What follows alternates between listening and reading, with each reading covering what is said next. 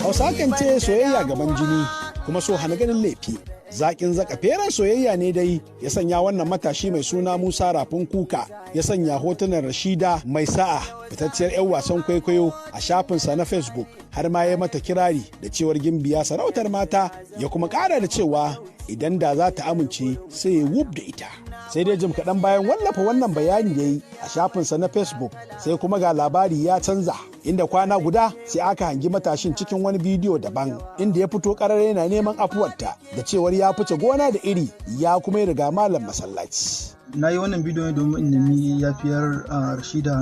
bisa abin da ni jiya. Tabbar rashin kunya ce tabbata fi karfi na babu yadda zan yi da ita. To ina neman yafiyarta da Allah ta yafe min akan abin da na yi kuskure. Wakilinmu Bashir Sharfaɗi ya tambayi Musa Rafin Kuka don jin hanzarinsa game da sauran fitowa bainan nasu da yi na wajen janye wancan ƙuduri da ya sanya na san auren Rashida, inda yawa wakilin namu ƙarin haske kamar haka. Bayan na yi wannan rubutun a Facebook to sai aka bar lambar ta muka yi magana da ta a WhatsApp sai take nuna min fushinta akan abin da ya faru, take nuna min bata daɗin abin da ne ba, ta nuna min kuskure na, ta yi buƙaci na janye magana da ni.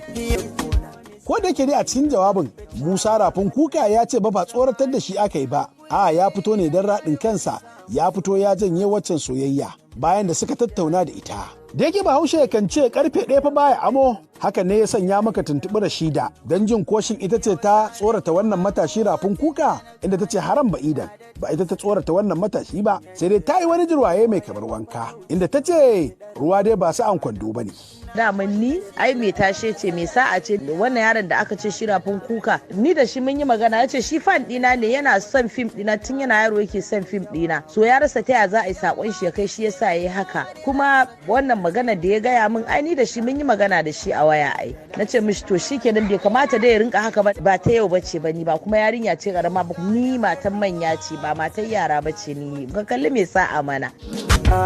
Galibi dai akwai son raƙumin yara da za ga galibi matasa suna yi mata irin waɗannan waɗanda sun san ba ajinsu ɗaya ba. A baya ma dai an sha jin artabu da yadda za ga matasa sun fito sun bayyana soyayyarsu da mata ɗingima irin wannan, amma da ƙarshe sai ga an ƙare dutse a hannun riga.